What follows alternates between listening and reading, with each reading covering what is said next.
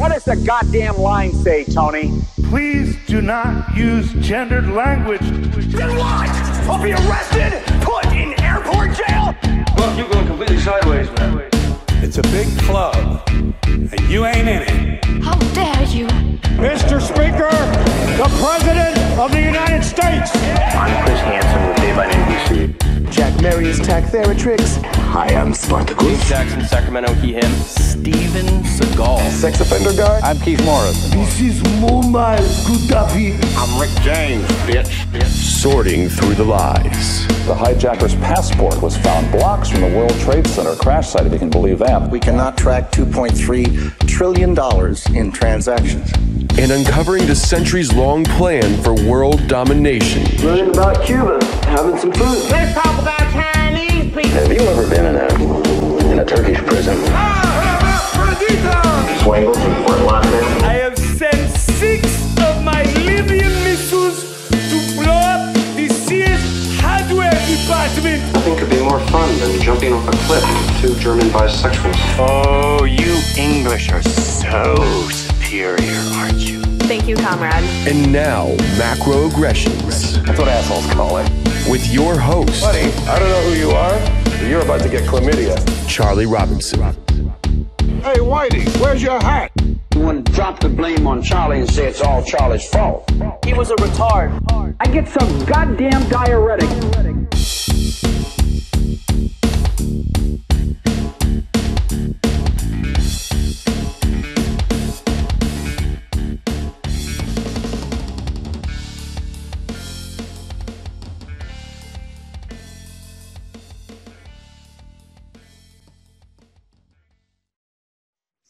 Welcome to Macroaggressions. I'm your host, Charlie Robinson. If you're watching us on Iconic or Rockfin, or you're listening wherever podcasts are served, we certainly do appreciate the support. We couldn't do this without the amazing help of our sponsors, Honey Colony. We've had Miriam Hanane on the show before. She's the founder of Honey Colony and the director of Vanishing of the Bees.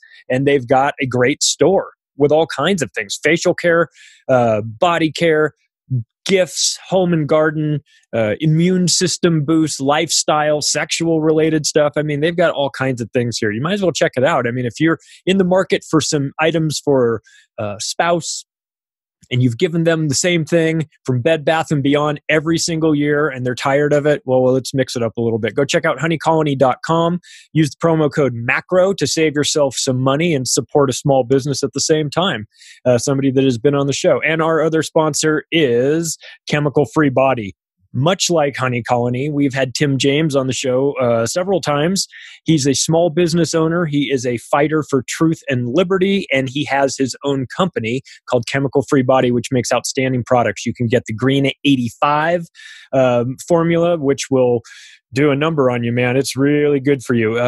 Gut detox, toxin detox. I bought packets of both of those and gave those to my father-in-laws. And actually even my wife this Christmas. So they make great presents. You can check out their products. You can sign up for his coaching even. They have classes, all kinds of things. ChemicalFreeBody.com. Promo code is also macro. Same thing. Save some money. Support small businesses. Support small businesses that are aligned in thinking. They are pushing for truth and freedom. And they are building products and selling products that match our level of determination in giving you high quality goods at a reasonable price. And I'll tell you what,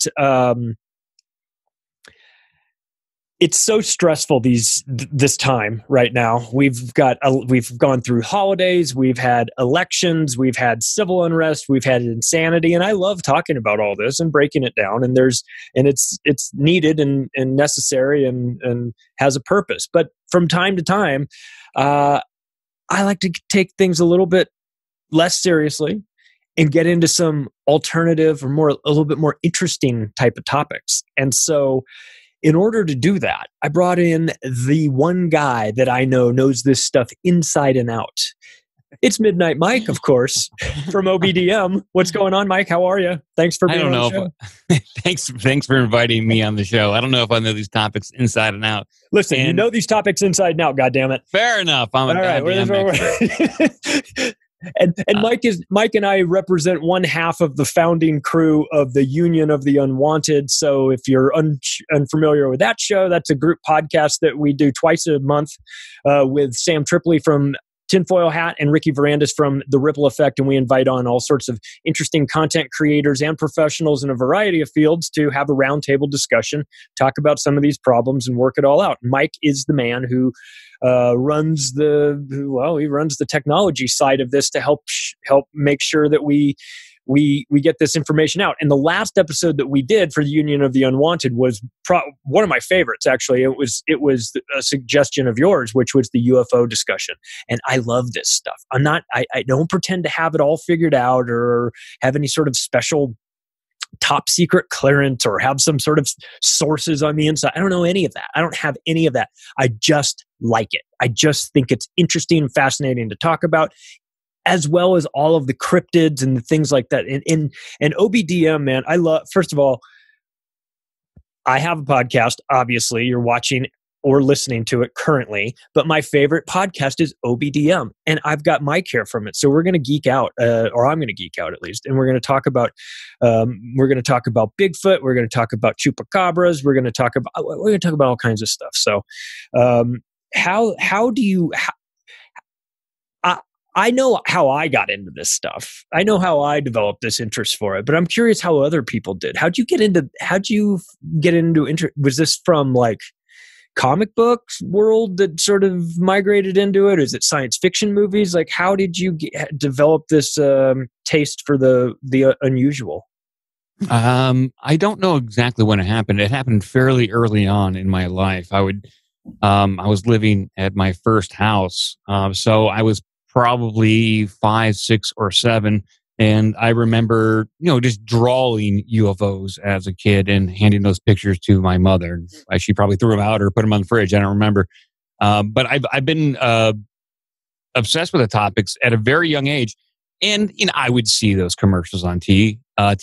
Time Life magazines presents Mysteries of the Unknown or Creatures from Beyond. And I was obsessed with those books. And I probably got a few as a kid.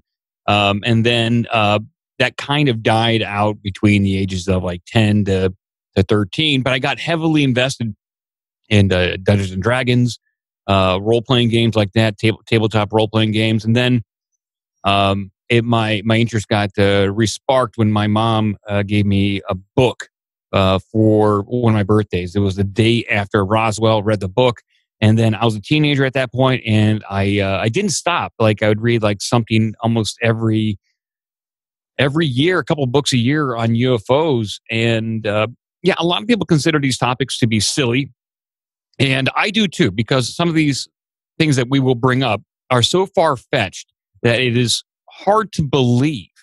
And it's fun to goof on. I do that all the time, but more and more, I take it serious. I take my goofing around very seriously. Of course you do. I think that there is, between all the eyewitness testimony and affidavits and reports, I think there's a lot to this stuff. And over the years, at least in recent history, when it comes to specifically UFO sightings, it was blown off. It was blown off decade after decade. Eyewitness reports that people were called. They said the evidence was baseless and that all these reports had no merit and there was no proof. And so nothing got done. There was no official investigation, but we know behind the scenes that wasn't the case, ranging from Project Grudge to Bluebeam to Project Sign, and up until 2017 in December, where the Pentagon decided to funnel out a video of some interesting footage of a Navy pilot right next to the USS Nimitz. And here we are, somewhere in the middle of UFO disclosure. But that's just talking about nuts and bolts aliens, possibly. Yeah. There's nothing into on-the-ground humanoids and Bigfoots and anything like that. People aren't ready to talk about that. They're ready to talk about possible alien technology, but there's not even a lot of excitement about that. They're too busy calling for violence against their fellow citizens. Right. Bigfoot. We need Bigfoot 2024. To bring back peace and order to the galaxy. If there's anyone that can divert attention away from political drama, it could be Bigfoot or a series of gray aliens. Yes. That's the only thing, really. Think about how focused people are right now on headline news and politics and riots and protesting. What is more powerful than that? It would be a world event that diverts attention away to get everyone unified again. But we're not completely broken down yet. No. Now, I remember being like a real little kid, like maybe five or six, and I'm old, so this was the late 70s.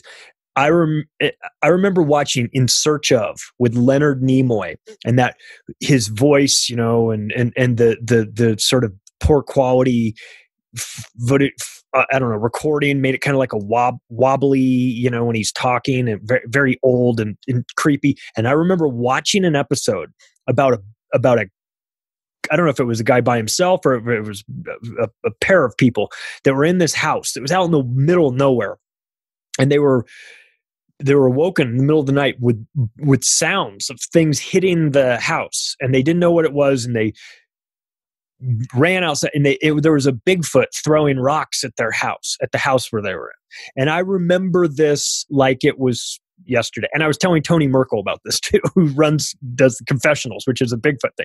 And I was just throwing it out. He goes, "Oh, it's this case and so. That's a real famous one." I was like, "Oh, really? Is it? I'm not imagining this, something from like 40 years ago." He's like, No, man. That's how I first remember learning about anything unusual like that was Bigfoot. That was number one. And as a kid, fascinating. Tall ape doing that. Second time I had any sort of experience with this was when I was 8 years old, and I went on a summer trip to British Columbia, and we were in a motorhome. We went by this lake, and there's a like a Loch Ness monster type creature that lives in this lake called Onopogo, and I was like, whoa, did these things exist? And, and there was T-shirts of it. I mean, so who knows if it really exists. But this was when I first, as a kid, got into that. Now, I didn't take a deep dive or anything, but it first kind of got on my radar that there are things out there that are really fascinating, and there's questions about whether or not they actually exist because they're so rare. That like In Search Of was big too. But Unsolved Mysteries, Unsolved Mysteries with Robert Stack. I mean, I would watch that every week with my brother, and I was lucky enough to have like a mother who was open to these topics, and it still is. So, I mean, those conversations were had, but it wasn't taken as seriously as it is now. And when you're a 12-year-old kid, you ask mom about Bigfoot, she's going to say, "We don't know." Yeah. Has anything changed, though? Do we know? Do we still not know? We might know more now than we did in the 80s. But it depends on what side of the Bigfoot wall you're on. I mean, with every community, it seems like there's zealots and it's fractured. The Bigfoot community has it's a North American ape-like primate, and then there's another group of people that says no, it is an ancestor of man, and it has a DNA structure that is very similar to man, and that it's unless you do a particular type of DNA test, you're not going to figure out it has a different type of mother. It's like some sort of like giant man offspring. Those two communities in the Bigfoot community, they don't like each other, and they will actively try to undermine each other's theories when we're all just looking for some answers here, and it's tough to get them together. You ever had any sort of encounter, any sort of anything, and know anybody that I'm sure you do because you've had people on the show, but no one personally that I know that's had any sort of cryptid encounter. I've had paranormal experiences, like mostly probably poltergeist or some sort of haunting, but not a creature per se. I don't know what I would do if I had that experience. I would probably try to film something. And here in Ohio, especially where I live in the woods, there is the Ohio Grassman, which is our version of a Bigfoot type creature. Ohio has a ton of stuff. It's got a ton of different cryptids, and we're close to Kentucky, which has the Kentucky Goblins, and we're not that far away from Point Pleasant, which is the home of the Mothman, and just 3 hours away from Pennsylvania, which has one of the biggest UFO and Bigfoot flaps from the 60s and 70s, as documented by Stan Gordon in the book Silent Invasion.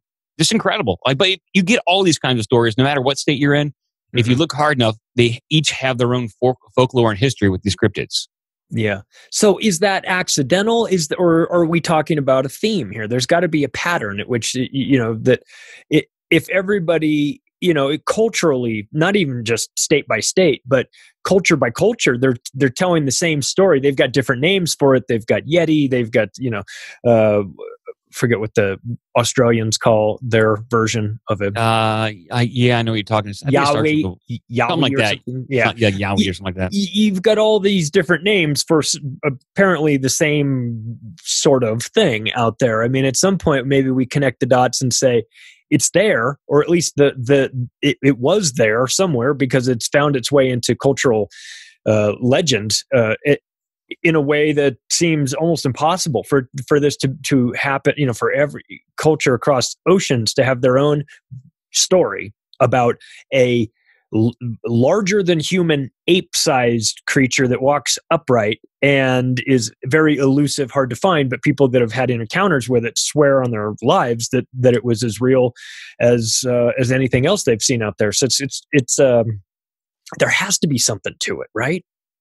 I would imagine so. And it goes beyond Bigfoot and people seeing similar types of ape-like creatures in different continents.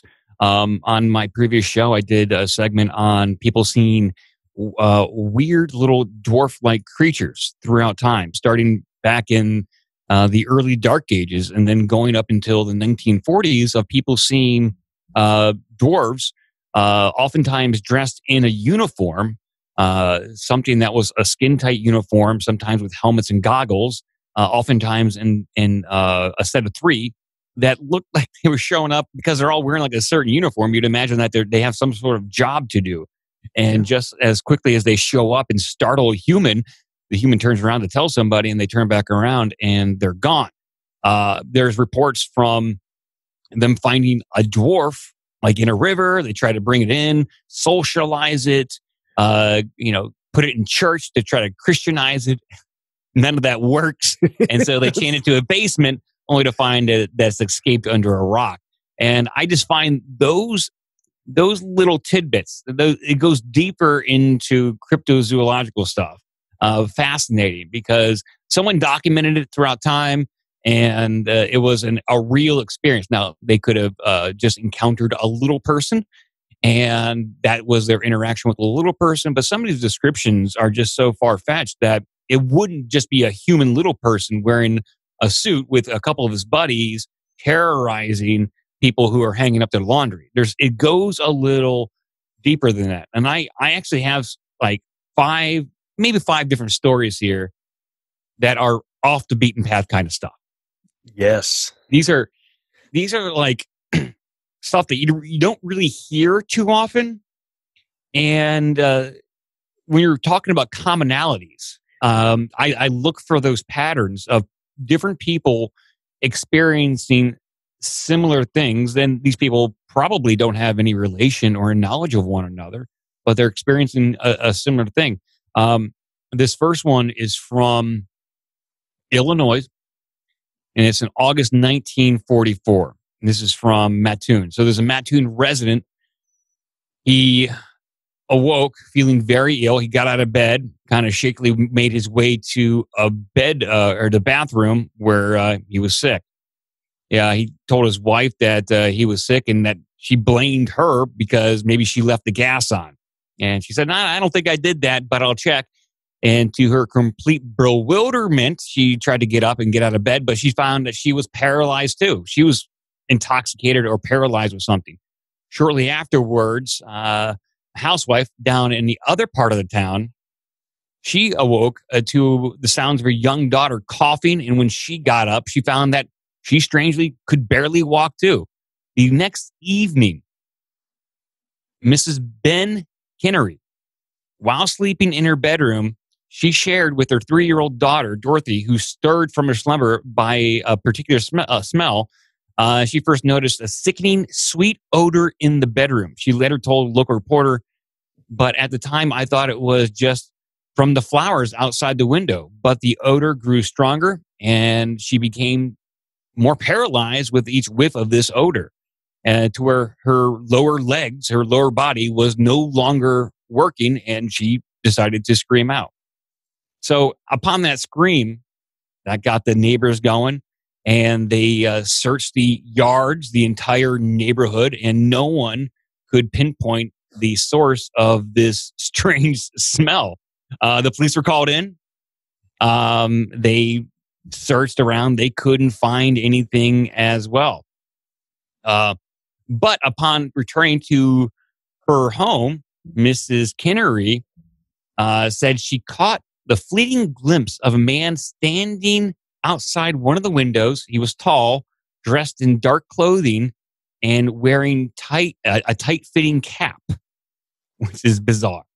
By September 5th, this took place in August, the police had received 4 more reports of gas attacks, all within the vicinity, claiming people they noticed a sickly, sweet, odorous smell before becoming nauseated, paralyzing them for 30 to 90 minutes, according to news accounts.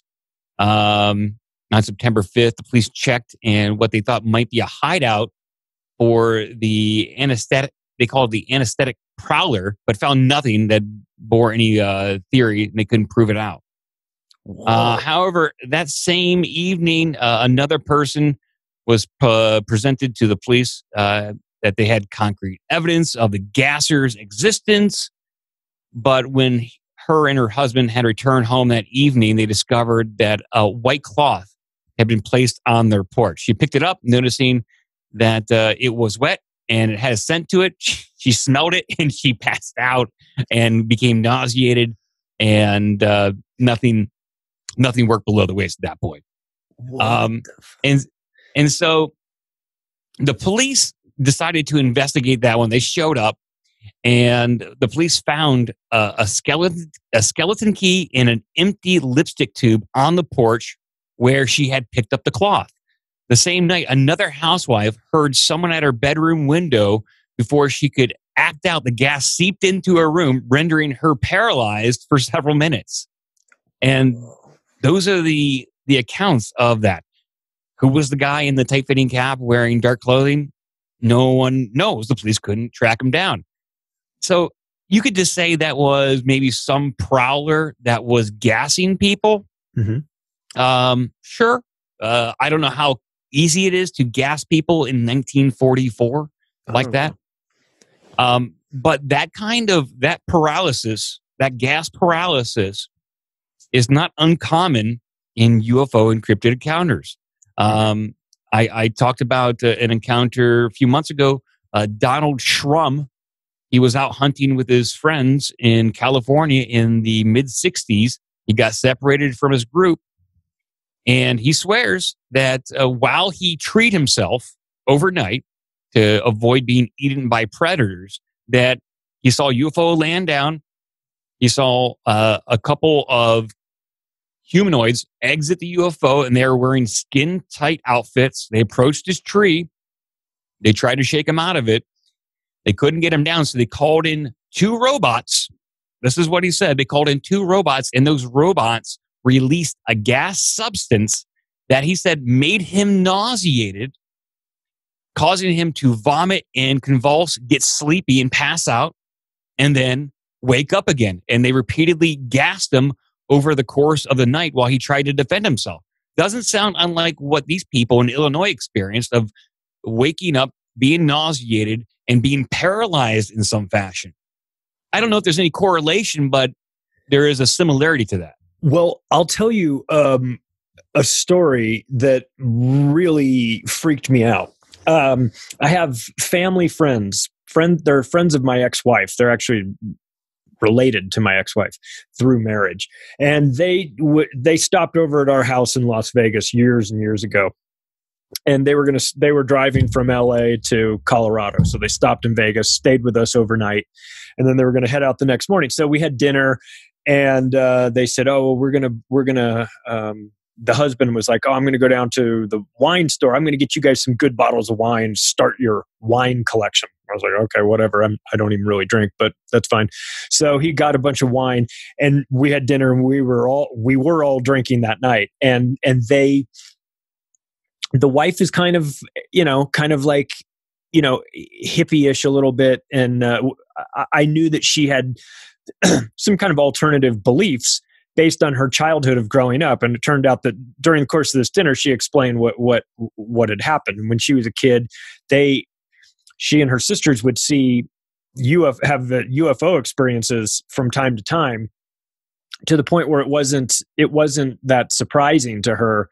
And it continued throughout her whole life. Now, the time I'm having this conversation with her, I'm saying she's probably late 50s at this point, right? And the husband, they're both very well educated, have very serious jobs in real estate. They're like running like real estate funds and everything. I mean, hardcore, no nonsense type of people. Like the husband kind of is so much of like a Republican guy. You kind of look at Mike Pence. This is like a Mike Pence type guy. No nonsense, no bullshit, no nothing, right? She's telling the story about how back at their house, one time in the middle of the night, they both woke up and there was a gray alien at the foot of their bed. Now, she talks about this and I go, okay, whatever. But he confirmed the story because he was in the bed as well. And he said, I kind of wake up. I don't know why I woke up. Maybe I woke up because she woke up. But he's like, I woke up and there was exactly as you would, as you've seen in the movies, a gray alien standing at the foot of the bed. And he says, and I'm thinking about this going, what am I seeing here? Is this real? Am I still asleep? Am I awake? And before he had a chance to get up and do anything, I don't know if it put its finger or his hand, it touched his foot. And he said he just was frozen. He said, I felt like I imagine that's what it's like when someone's having a heart attack, because everything stopped and I couldn't move anywhere. I couldn't move. I couldn't make a noise. I felt like I couldn't even breathe. I just was stuck there and I was watching this happen and I couldn't do anything about it. And we're looking at each other going, holy shit, is this for real? Like if she was telling, if the wife was telling the story, I would still listen and still be interested and still probably believe it to a certain extent. But for some reason, he confirmed it. And what did it for me was the fact that he was the least likely guy to ever talk about something like that, because he's a serious businessman guy with a real hardcore job that raises millions of dollars from investors. And like the idea of him being potentially unhinged might be a detriment. But he sat there right across from me and said, listen, I'm telling you, it happened to me. It happened to me. It just didn't happen to a friend. It's not a story. He's like, that damn thing put its hand on me and I thought I was dying.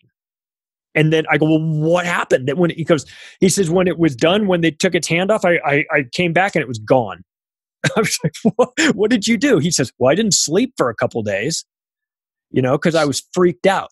And so it was just interesting to hear. Was there any sort of communication between, like he didn't have communication with it? Was there any communication between it and his wife? I don't remember. I don't remember that part of the story. I don't remember if there was any point to it, but I mean, to the encounter, but from her perspective, it wasn't terribly unusual for her. She didn't have the holy shit, what is happening to me sort of reaction that he had, because to him, this was, my crazy wife has been talking about this stuff for years and years. And I believe her, but maybe she's nuts. I don't know. And then it happened to him. And he's like, oh, he goes, I said, so do you believe her crazy stories now? He says, 100%. He goes, and what's the benefit for him to make that up? Exactly. That was it. It was like there was no upside to him telling that story. There was no. I mean, he didn't admit it in front of other people. He admitted it in front of us, but we were technically like family by marriage. So it was, and I've met the wives. I've met her other sisters and have asked them about it too. And I said, oh yeah, we heard about a story. She goes, oh yeah. She says, yeah, our whole lives we've been sort of having these encounters. So, I mean, there's something, we hear stories about that, how it's multi-generational, or how it's tied to or it happens to you when you're young, and then it continues to happen to you throughout your whole life. Like maybe they're like what we do when we go out and tag animals with sensors and then track them over their lives to see where they migrate to and see what their behavior is like, and their, how maybe they're tracking us. It's possible. So throughout all the stories that I've read, there was one, I'll briefly recount it, that there was a woman in New York who was suffering from these abductions.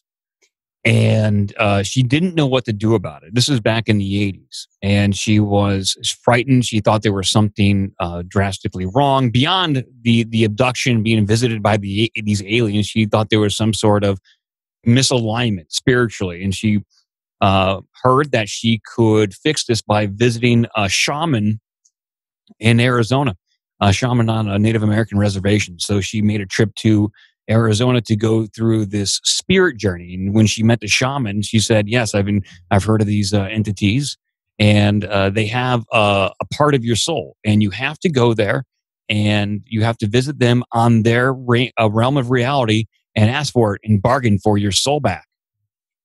And so they go through this spirit journey, probably by taking some sort of hallucinogen, and they both go on this spirit journey.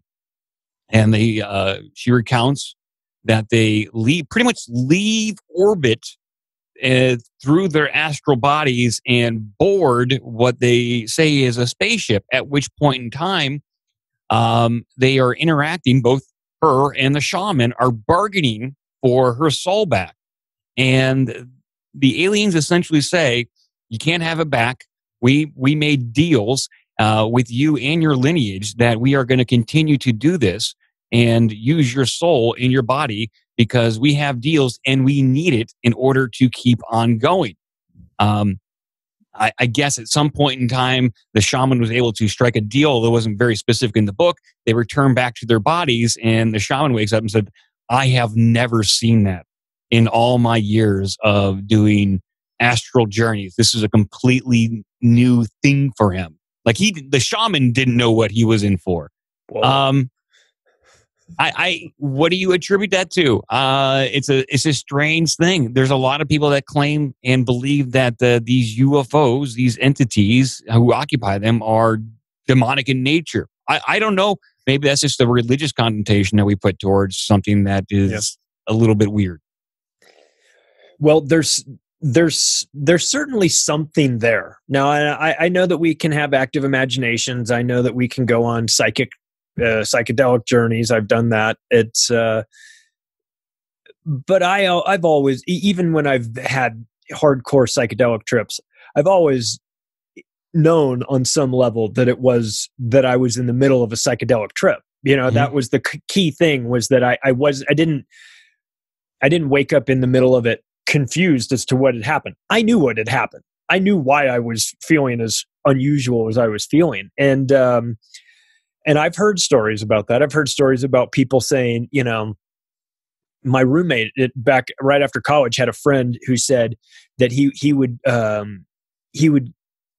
tell people, like, I'll come get you tonight. Like, I'll pop you out of your body and we'll go fly around. And everyone's like, no. First of all, most people are saying you're out of your mind. And second of all, if they actually did believe him, they would say, no, thank you. But there was a guy that, this guy's telling me a story. He's like, yeah, I got popped out of my body by this other dude and we went flying around. I go, wait a second. What do you mean flying around? He's like, I felt like me, but I wasn't in my body and I was flying. I go, well, where were you flying? He says, I was flying around Santa Monica. And I was like, well, I don't know. In my head, I just envisioned that he would be if he was flying, he was flying around some nondescript place, like rivers and streams and all this around nature and everything. It just surprised me that his answer was Santa Monica, of all the places to fly around. But maybe that's because he was from, Los Angeles. But he's like, I was flying around Santa Monica. And I said, well, did you see anybody? He goes, no, it was like late. It was like late night, early dawn type thing. I said, well, so nobody was out there, nobody saw you? He said even if somebody was out there, they probably wouldn't see me. But he said what was fascinating was that the birds could see him, and that the birds recognized that he was there. And that's fascinating. Whoa. Okay. So I have no way to confirm if any of that is true, except that once again, the guy telling the story is, he's sincere in the story. So it's like, whether it's true or not, he believes the story, or he believed that it happened. So I don't know. I don't know. But that was my first sort of time I heard about like astral travel and things like that. And then you can meet people or read books and they're like, oh yeah, that stuff is real. But look, if you haven't had it happen to you, then it's hard to really comprehend it. I can understand why people would think that was bullshit, but I also understand, probably like you do, which is that there's a world out there beyond our eyeballs and beyond the senses that we possess. And just because we don't think it's real, or we don't think it's possible because we're stuck in this meat suit of ours, that doesn't mean that it isn't possible. It just means that we haven't gotten to that point yet. And so it's interesting that when you just keep hearing the same story or the same variation of the story, not just through your culture, but other cultures or other times, hundreds of years ago, or things start showing up in artwork and you're like, what is that? Why does that look like a UFO in the back of these paintings? And I don't know if people are monkeying with it in Photoshop or whatever, but it seems like we can't all be crazy, right? I mean, if we are, then that's just a reality. We're all crazy at the same time. My wife had an astral projection out-of-body experience back in Phoenix about a year ago, maybe, where we were sleeping, and she said that she was dreaming and she was looking down at me and her, and she was like a little petrified. So she was scared and she was trying to reach over to wake me up, but she had no control over her body. And so she was like yelling at me, like in her astral body, for me to get up, but I wasn't moving. And I believe her, because my wife is very in touch with like meditation, spiritual practices. Like she actively participates in that, and is more spiritually aligned than I am. She's much more practiced at that. And she swears to that, but she can't tell you, like she didn't leave the room or anything like that. She was just like bewildered that she found herself out of her body and hovering over the two of us. Yeah. Well, maybe there's something to that. You mentioned your wife has a background in that meditation. Maybe you need to be physically or mentally, you need to be aligned in the right way for this to happen to you. Maybe you have to have that belief, even if it's not even, maybe if it's just an unfounded belief, but a belief nonetheless, that this is a possibility for you to have these sort of encounters. I remember like The Empire Strikes Back, where Luke is being trained by Yoda, and Yoda and the X-wing goes underwater, and Luke tries to bring it up, and he can't, and then Yoda, with one hand picks it up and puts it on the dry land, and he said, "I don't believe it," and Yoda's response is, "And that's why you fail."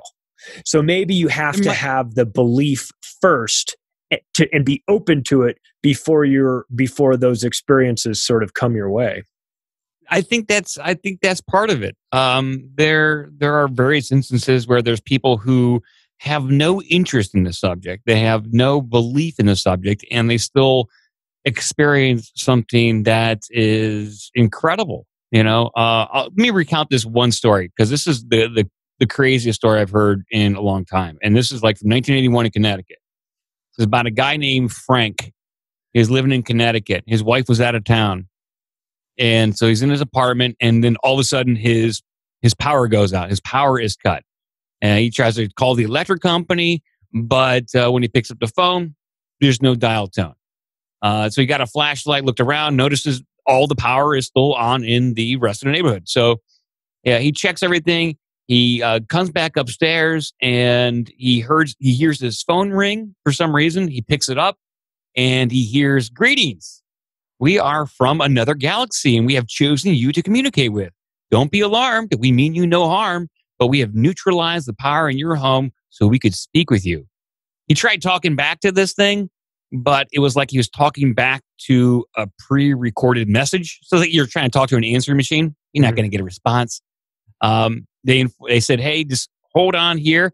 Go to your television, sit down, and wait there." So Frank does that. He's like, whatever. Grabs a beer, goes and sits down in front of the television.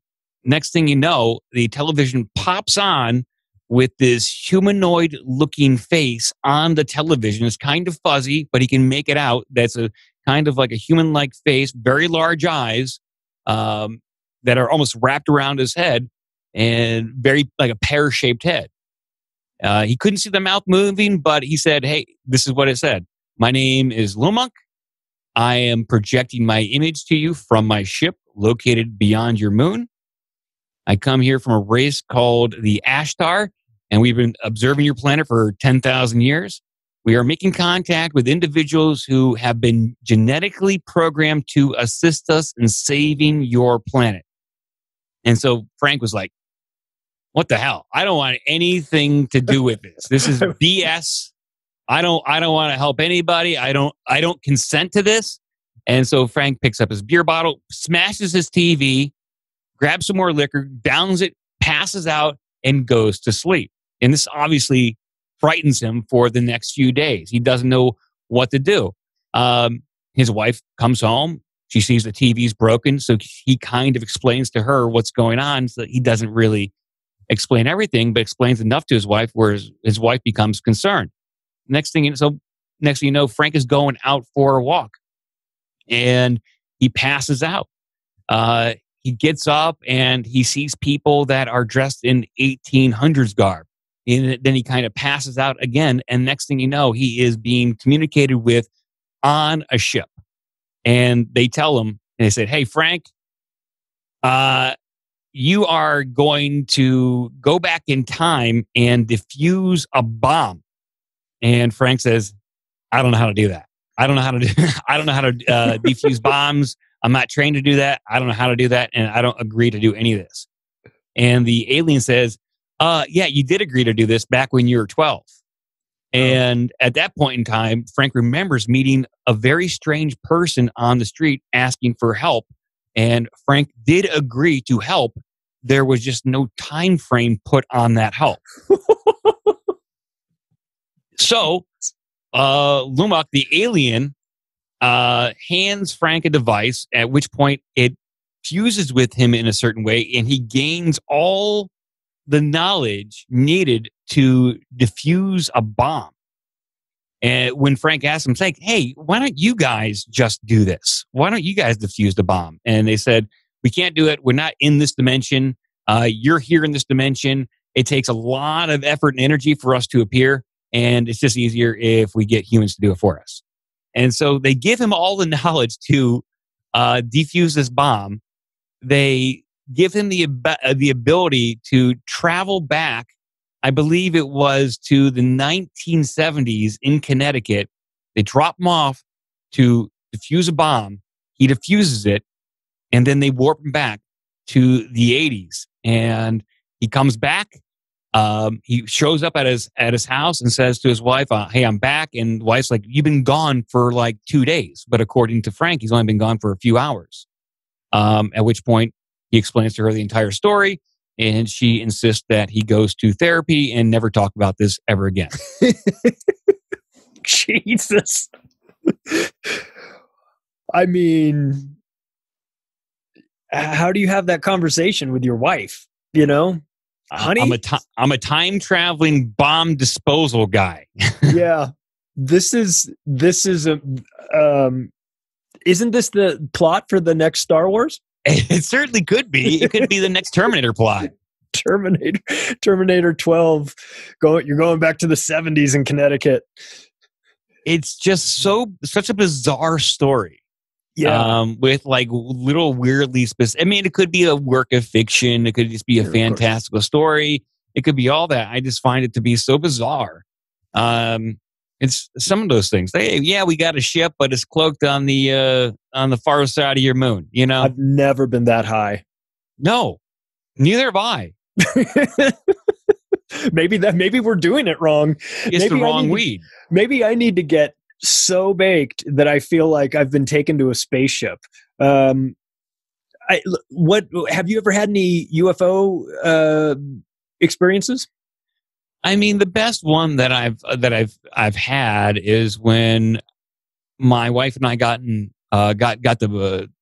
married. We got married out in Sedona, Arizona, and so out in Sedona, Arizona, they have like a lot of night vision UFO tours. I was going to say we went to a bachelor party, but there's no bachelor party before the wedding. It's a very small wedding, and so for the bachelor party the night before the wedding, we took ourselves and my family. And our families in general out there to do a UFO night vision tour. And you get these like Gen 3, Gen 4 night vision goggles on. You look up at the sky. You see every star imaginable. It's absolutely beautiful. And the person giving the tour gives you a rundown of what is an aircraft, what isn't an aircraft, what are the lights that are blinking. Is it military? And we saw like lights moving across the sky that most likely were not satellites. And certainly lights that appear to be coming in from orbit and leaving our orbit. I saw a light in the sky. Who can tell how high up it was, but it was moving. The light was moving between like two stars, and it stopped probably for a period of like 5 seconds, and then this decided to keep on going. Not an up close and personal UFO experience, but we all kind of saw stuff in the sky, lights moving around that didn't move in conventional ways that our airplanes would, or they didn't move in ways that they signified with their lighting that they were military or anything like that. And some just moved or just left orbit. Was Stephen Greer your counselor, your guide for this tour? No. There was no meditation. There was no Close Encounters of the Fifth Kind meditation. This is all done through just night vision goggles and sky watching. No up close and personal stuff, though. Just stuff that was who knows how many miles away it was, but fascinating, man. Beautiful. I'm gonna have to do that. My in-laws live there in Sedona, so I'll have an opportunity to check that out. I met a guy years ago. This was 95, a photographer, and I was doing work with him, and I had to go to his photography studio, and he said we were done with whatever we were doing, and we were just talking. It was he and his wife, and they had their own legit like warehouse studio, and he's saying we were coordinating about when I was going to pick this stuff up. When's this going to be done? When can I come back and get it? He goes, well, it'll probably be done in maybe a week. He's like, oh no, it'll probably be 2 weeks because next week I've got this project that I got invited to do that is so crazy. And I was like, what? And he goes, it's nuts. He goes, I get this phone call from this guy who says, hello, this is Air Force Colonel so-and-so or whatever. We wanted to know if you would be available for a freelance project. We'd like to have you come to one of our facilities and film things, and take pictures of everything for us. And he was like, sure, fine, whatever. It's at this secret test base or a test base that's not, it was Area 51 was basically what he was being told, he was alluded to. And so this photographer saying to me, like, he goes, so they, I'm talking to this colonel and he's asking me if I'm interested in this thing. He's like, yeah, sure. They're offering, the rate is good money and I'll do it. And it sounds interesting. Why wouldn't I? He goes, but what was weird was that when the guy ended the phone call, he said, this phone call did not take place and any record of it will not show up on your phone bills if you care to challenge that. So just so you know, and like hung up. He was like, that's okay. That's weird. And so we were really excited. I was like, well, I go, can I ask you like a really obvious question? And please don't take this the wrong way, to the photographer. I go, like the Air Force doesn't have photographers that they can use they don't have staff photography to take pictures of this. He goes, you don't think I'm thinking the same thing? I'm thinking the exact same thing. But he's like, hey, whatever. They're going to pay me decent for this, and so I'll do it. All right, fine, whatever. 2 weeks go by. I call back over to the place. His wife answers because they run the show together. And I said, hey, no,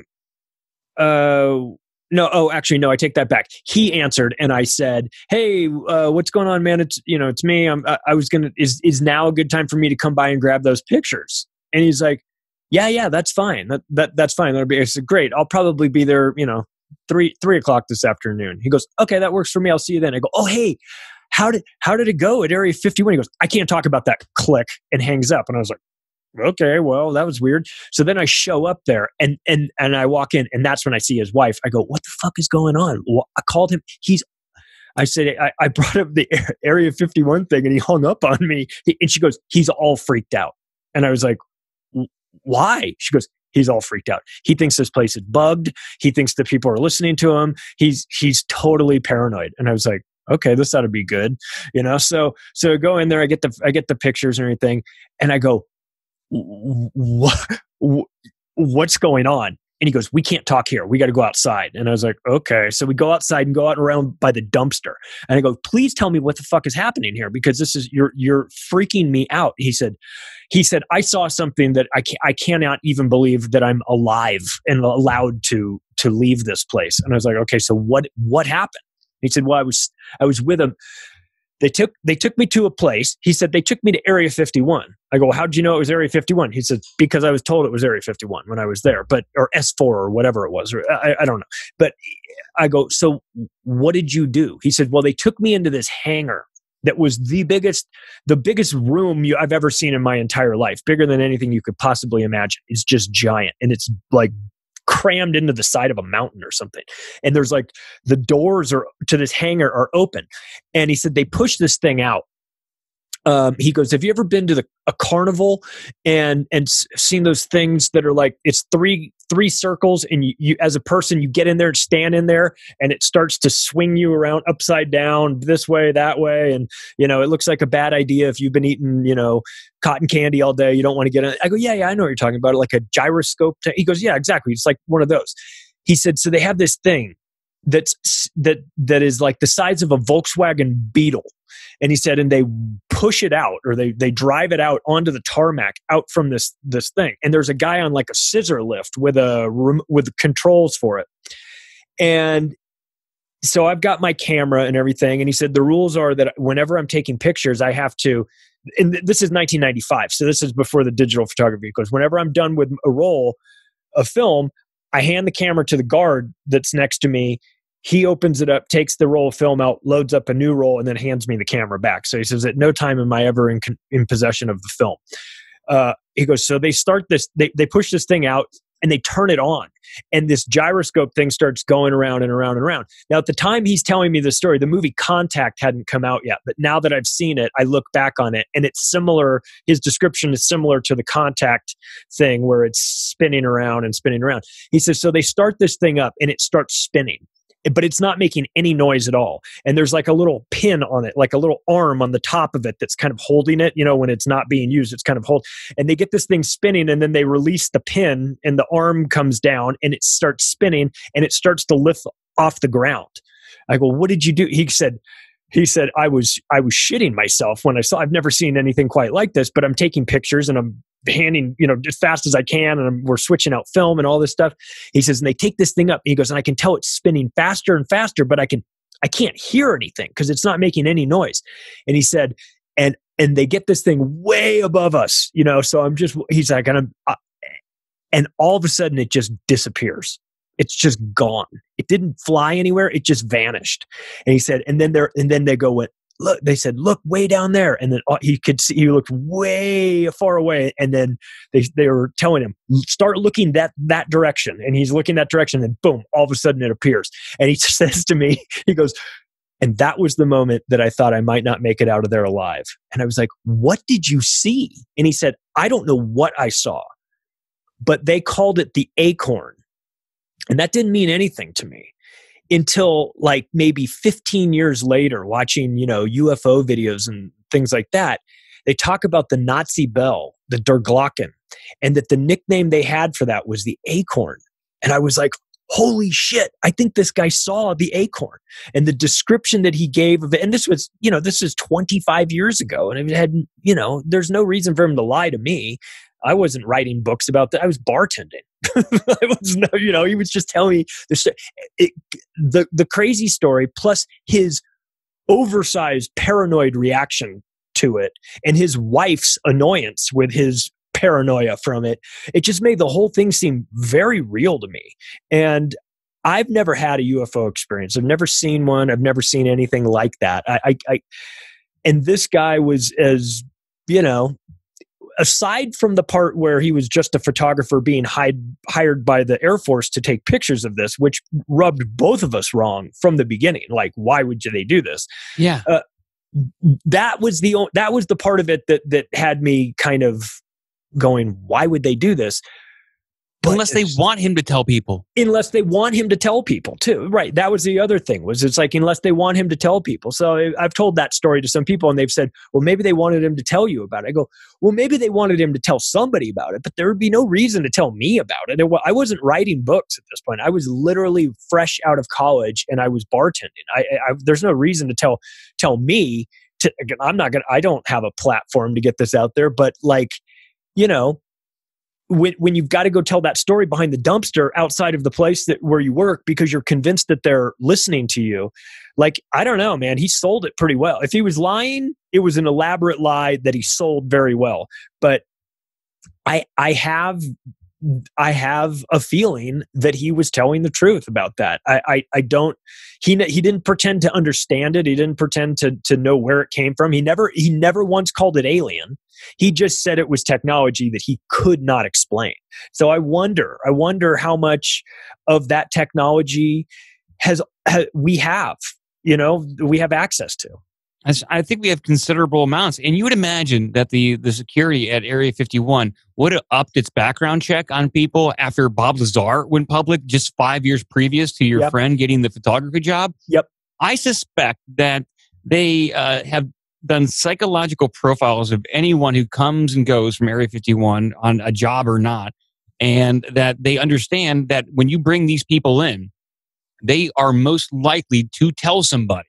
Mm-hmm. They probably know that. This could be their long-term game plan of disclosure by gradually getting this out to the public, one person at a time, and then over 10 years it spreads. But that's incredible. That's an incredible story. And it didn't involve aliens. There were no green men. There was nothing. He didn't get taken down into some bunker where he saw where the alien. It was nothing like that. It was just, and it didn't connect. I mean, I thought it was a crazy story and I thought he was totally believable and all of that. But what cemented it for me was like 15 years later, watching a documentary on something and they're talking about the acorn and everything. And I go, oh, the acorn, holy shit, that's the name. And then you look at, and then it was the size, he described it as the size of a Volkswagen Bug, and all this stuff. And I was like, God, that's what the Nazis were building. Did they have secret technology? Did they get instructions from something? Or what's going on? Is there a Gartha? I mean, if the Nazi bell is real and it actually existed, then what about all this other crazy folklore that's tied to them about Antarctica bases and things like that? Like, who are we to say? Where does it stop? Where does it stop? In 1965, there was a crash in Kecksburg. Mm-hmm. And that crash was in Pennsylvania, and the supposed UFO that crashed looked like an acorn. Mm-hmm. The Kecksburg Bell. Yeah, exactly. The Kecksburg Bell, the Kecksburg acorn. The Army arrived and took it away. Yeah. So I mean, there's a lot of these little acorn things, but what he's talking about is like the gyros moving and teleportation. Yeah. At that point. Yeah. Yeah, he said, and his response was, "It was at that moment that I thought they weren't going to let me out of there alive," and because he said the guy that was with me the whole time was totally nice, but he was also armed, and and he probably doesn't want to answer a lot of questions. Yeah.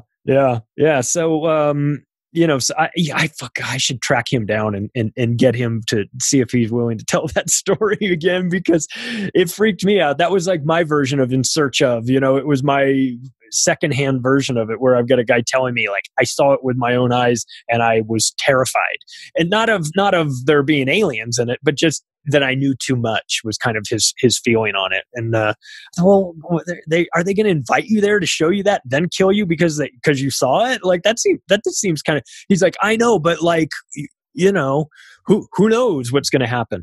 So I wonder about that. I wonder about we know, like, you and I have done lots of shows where we talk about government, cover-ups and things that they're involved in, and we hear stories of the Smithsonian having giant bones, or have had giant bones that are hidden away somewhere else. And so I wonder, have you had anybody on or talked to anybody that has knowledge of the stories of giants and the bones of giants, and how they, I've seen the pictures, and I don't believe any pictures now, because God knows they're so easy to manipulate. But have you come across any sort of stories or things like that about giants that stood out as being maybe true? I haven't talked to anybody about giants, but I mean, I got a few books on them, and these supposedly that they're, like you said, the Smithsonian came by in the late 1800s, early 1900s. And any claim of giant bones, they kind of swept up and put away because it didn't really fit into academia at the time, especially if the scientific community was also headed up by Christians. They wanted to kind of scoot that away to forget about it, so we just could kind of move on with the world as they thought it should be. But there are stories of giants ranging from 7 feet up until like 18 feet. That have been buried next to each other, oftentimes with red hair. Yeah, it's like a race of giants with red hair, which is also interesting because a lot of Bigfoot sightings, they claim that these Bigfoots are actually red hair, not that dissimilar. But then you also have cases and stories of giant skeletons being found in caves in Arizona. And sometimes those giant skeletons are found next to other skeletons that are much smaller. You could call them gnomes or elves or dwarves. Like there was a race of giants and a race of elves and dwarves. It's tough to get anybody in the modern scientific community to talk about that seriously. They're not going to. It'll be career suicide for them. But apparently there is evidence. There are article clippings from newspapers at the time. It was basically common knowledge at the time, but now you can't really get too much. The best you can do is getting newspaper clippings from the early 1900s. That's crazy to me that it would be career suicide. I acknowledge that it would be, but it's weird that it is, because if you were, I would think if I were a scientist, my greatest accomplishment would be to discover something that nobody else had discovered, and that if that were a giant, let's say, that would be the crowning achievement of my career, would be to discover this giant, as opposed to this, there's only certain things you're allowed to discover that we have to suppress. Yeah, I get it. It throws, some aspects of like religious control into disarray if you start, we start talking about aliens or giants or things like that. It throws off this story of our past, creates problems for us. So I can understand why some aspects of the church would want that suppressed, but who cares? What about the science? What about the scientific community? What about like a commitment to the truth? No. Is that asking too much? No, it's only recently, that even scientists dare entertain the idea of extrasolar life. Yeah, it's only been like within the past 3 years where it's been somewhat okay for physicists and scientists to entertain the idea that aliens may exist. Now it's they speculated, oh, life's got to be out there. Now it's a little bit more accepted that you could entertain the idea that they may be here. Mm-hmm. I mean, a New York Post article came out recently with a physicist saying that object that passed through our solar system in 2017, it's his scientific opinion that it was a piece of alien technology because of the way it accelerated after getting past its apex in orbit. And that's a controversial opinion, but he put his name and his career on the line. And God bless him for doing that finally. But it's just acceptable now to do that. Yeah. That was the cigar-shaped Oumuamua. Yeah. Yeah.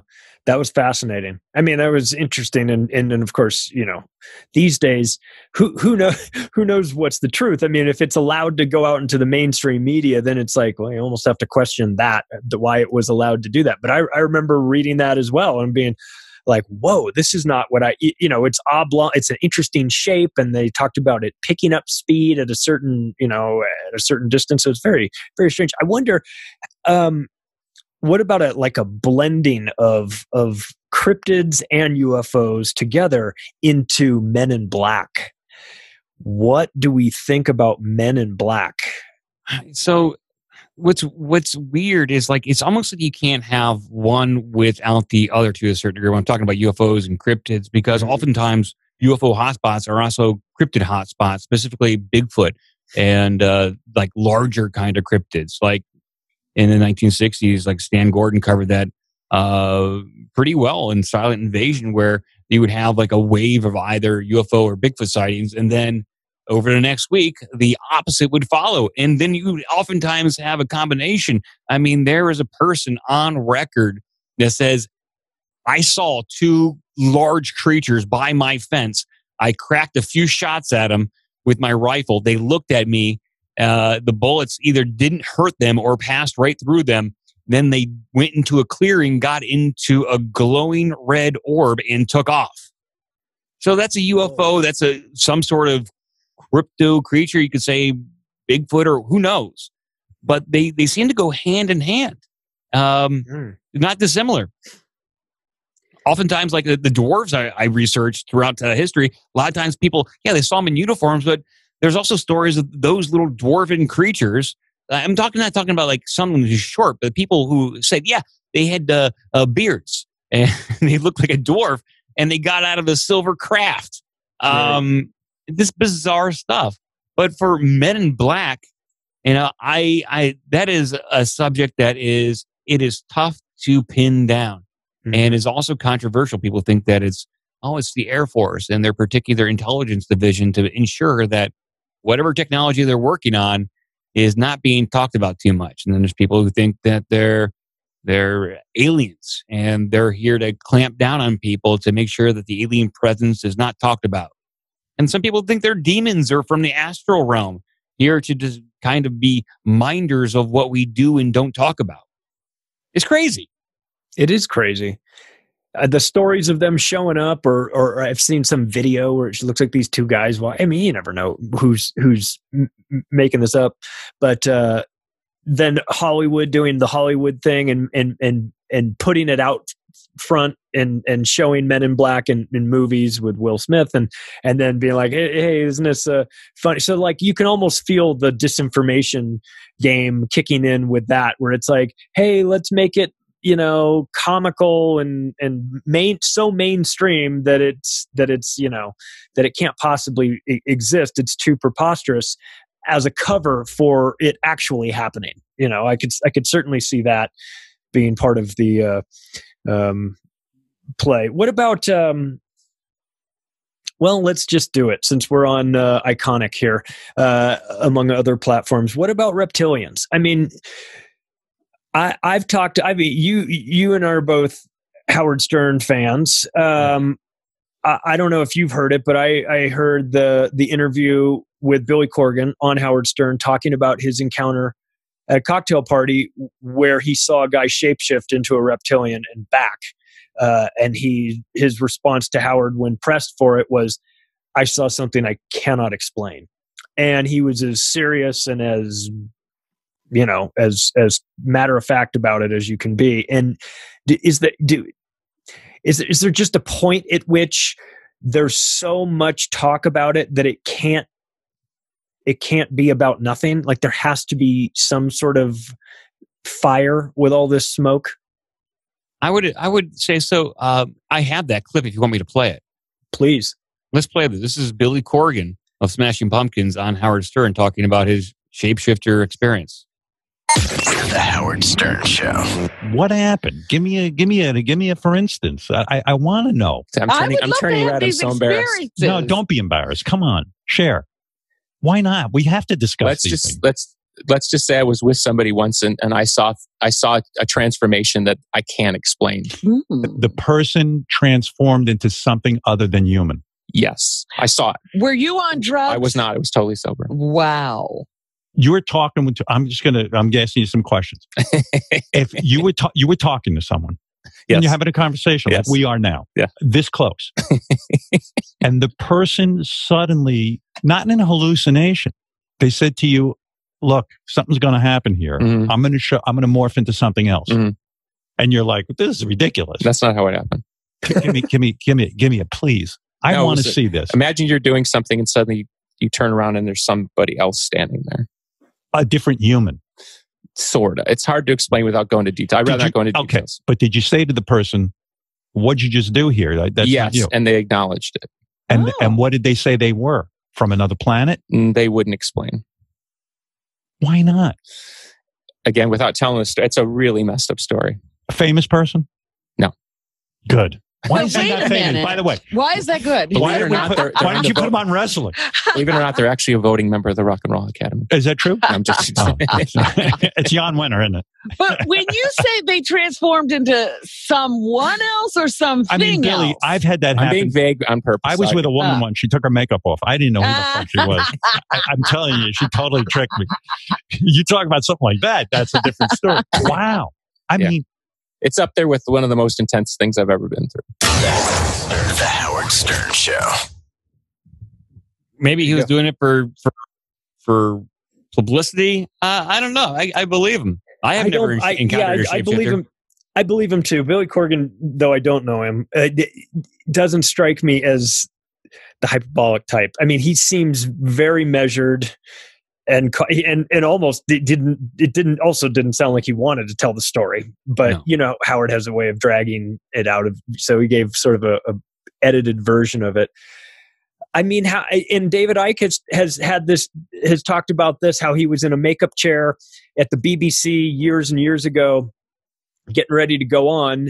And Ted Heath was in the makeup chair next to him, and Ted Heath looked him up and down, like looked at his feet and then like looked all the way up his body. And when he looked at Ted Heath's eyes, he said his eyeballs were everything was just black. It was like he wasn't himself. It was like there was something possessing him. Once again, with all of these stories, I'm not there.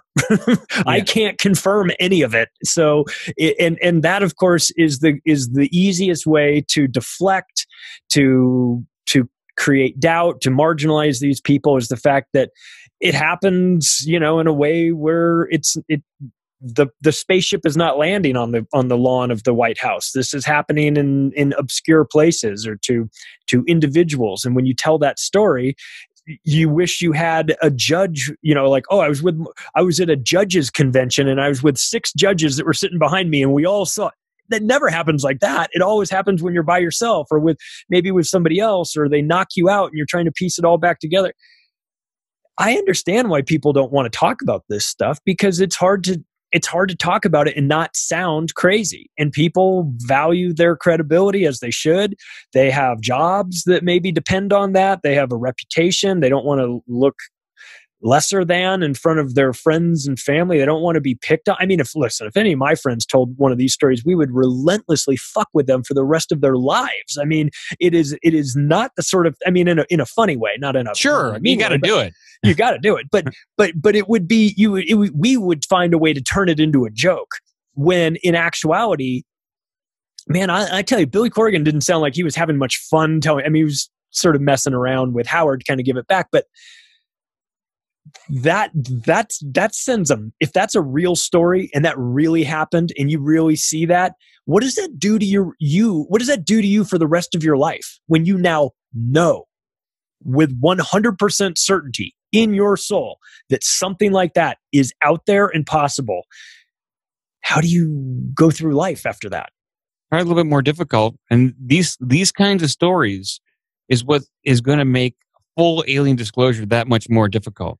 Like we'll probably get some stuff here and there, but how is, like, when the report is released in 180 days, and let's say that it acknowledges off-world technology in some fashion, they're not going to talk about that crazy object that your friend saw at Area 51. Mm-mm. Like we are in possession of teleportation technology. How full of a disclosure will it be? We'll probably go like a small little sliver. But then how do you account for a lot of eyewitness testimony? Barney and Betty Hill, the dwarves in Germany I talked about, the Ukrainian dwarves who come down in saucers. There's a lot of explaining to do, and I doubt we're going to be getting that explaining. When it comes to shape-shifting reptiles, I mean, God, it's almost like they've been training, getting us used to that kind of concept for a long time when it comes to the miniseries V in the early mid-'80s. I love that series. Or They Live. I mean, it's a distinct possibility. I mean, geez, David Icke talks about that all the time. Yeah. So much to talk about, so much to do, so much to geek out on. I could talk about this stuff forever.